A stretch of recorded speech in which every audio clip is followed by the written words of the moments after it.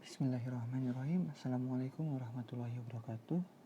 Perkenalkan, nama saya Faris Faujan Al-Kabir dari Farmasi kelas B NPM 10060319064. Di sini saya akan mengulas tugas farmasi fisika mengenai kelarutan dan larutan poin 2C.2, yaitu mengenai lebih tepatnya larutan isotonis. Ada soal, yaitu suatu laporan injeksi mengandung atropin sulfat 50 mg atau mengandung ekivalensi NaCl-nya 0,45, natrium benzoat 1,0 mg mengandung ekivalensi NaCl 0,22, ada BHA 5,0 mg mengandung ekivalensi NaCl 0,6. Nah, di sini juga ada Aqua Pro Inject Aqua VI ditambahkan 5 ml. Soal yang pertama, injeksi yang dihasilkan merupakan larutan apa? Isotonis, hipotonis, atau hipertonis? B. Bila bukan injeksi isotonis, hal apa yang akan dilakukan? Kita akan melihat tabel ini jawaban. Dari soal tersebut kita bisa mengetahui bahwa di dalam suatu laporan injeksi mengandung beberapa komponen, yaitu ada atropin sulfat, ada natrium benzoat, dan juga ada BHA. Nah, di dalam atropin sulfat itu terdapat ekivalensi NaCl. Apa sih yang dicari dalam soal ini? Yang dicari dalam soal ini ialah tadi sesuai pertanyaan yang pertama, apa sih larutan yang dihasilkan dari komponen-komponen ini dalam larutan injeksi. Terus bila bukan larutan isotonis, hal apa yang akan dilakukan agar larutan injeksi ini menjadi isotonis? Oke, kita hitung dulu ekivalensi NaCl dalam komponen-komponennya. Lalu akan kita totalkan berapa ekivalensi NaCl dalam semua komponen. Kita mulai dari atropin sulfat. Atropin sulfat mempunyai massa sebesar 50 mg atau kita konversikan menjadi gram, yaitu mendapat 0,05 gram. Terus mengandung ekivalensi NaCl-nya sebesar 0,45. Lalu dalam tabel ini kita tinggal kalikan aja. Sudah ada rumusnya, gram dikali ekivalensi NaCl yaitu menghasilkan 0,0225. Nah, ini tuh jadi di dalam atropin sulfat tuh ada ekivalensi NaCl. Nah, yang kedua ada natrium benzoat dengan massa 0,001 gram dengan ekivalensi NaCl-nya 0,22 menghasilkan sebesar 0,0002. Ada juga BHA dengan 0,005 gram mengandung ekivalensi NaCl 0,6 menghasilkan 0,003. Lalu kita totalkan ada berapa gram NaCl. Gram NaCl dari seluruh komponennya yaitu sebesar 0,02572 gram. NaCl yang isotonis itu seharusnya 0,9.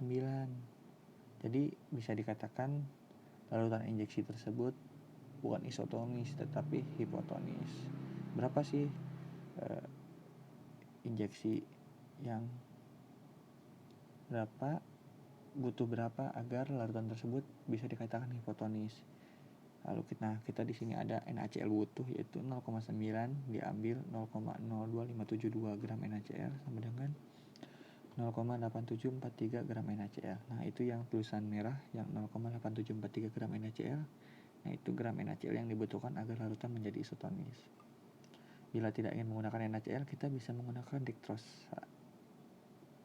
Dalam komponen dektrosa kita mempunyai ekivalensi NaCl-nya yaitu 0,18. Nah, bila kita ingin menggunakan larutan dektrosa yang dibutuhkan tadi yang NaCl butuh itu 0,8743.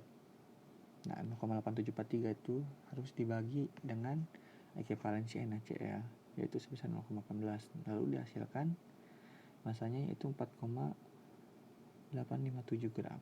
Jadi bila ingin larutan ini menjadi isotonis, kita bisa menggunakan dekserosa sebesar 4,857 gram.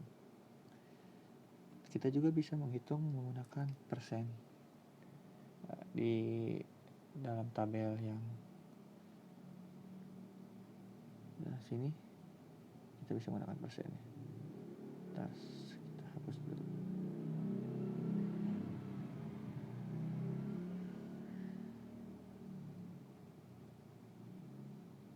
Nah, jadi dari atropin sulfat itu menghasilkan 1%, natrium benzoatnya 0,02%, BHA-nya menghasilkan 0,1%. Persen-persen ini lalu kita kalikan dengan ekivalensi NaCl-nya masing-masing zat tersebut. Dari atropin sulfat sebesar 0,45, dari natrium benzoat sebesar 0,22, dari BHA sebesar 0,60. Dari hasil kali tersebut menghasilkan itu 0,5144% NaCl. Nah, apakah larutan injeksi ini termasuk isotonis dalam perhitungan persen? Tentu saja tidak. Dalam hitungan isotonis, dalam hitungan persen, untuk menjadi isotonis itu tetap saja harus membutuhkan 0,9, sedangkan yang diketahui itu hanya 0,5144%. Jadi masih membutuhkan 0,3856% NaCl untuk menjadi isotonis. Jadi larutan ini masih tergolong hipotonis walaupun dalam penghitungan persen. Kita bisa menghitung berapa gram dalam hitungan persen ini NaCl yang dibutuhkan agar menjadi isotonis. Di sini terdapat menjadi 0,01928 gram NaCl. Nah, bagaimana untuk dekserosa dalam hitungan persen? Tadi dalam hitungan persen untuk menjadikan larutan tersebut menjadi isotonis yaitu membutuhkan 0,3856% NaCl. 0,3856% ini harus dibagi dengan ekivalensi dekserosa, yaitu menghasilkan sebesar 2,1422%. Nah, 2,1422% ini untuk mengetahui gram dari dekserosa tersebut, kita bisa membaginya dengan 100 dikali 5 ml, yaitu menghasilkan 0,107 gram dekserosa untuk menjadikan larutan injeksi tersebut menjadi isotonis. Kesimpulan yang kita dapat ialah bahwa injeksi yang dihasilkan merupakan larutan jenis hipotonis karena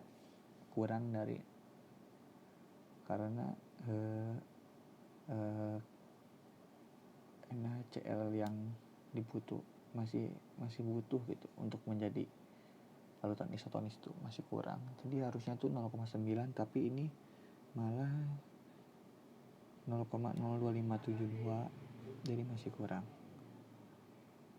Yang B, karena injeksi tersebut bukan merupakan larutan isotonis melainkan larutan hipotonis, maka perlu dilakukan penambahan NaCl. Tadi yang kita sudah menghitung NaCl-nya berapa, ataupun juga bisa menggunakan penambahan dekserosa untuk membuat larutan tersebut menjadi larutan injeksi yang isotonis. Terima kasih telah menonton video ini. Mohon maaf bila banyak kesalahan. Mohon maklumi. Wabillahi taufiq wal hidayah. Wassalamualaikum warahmatullahi wabarakatuh.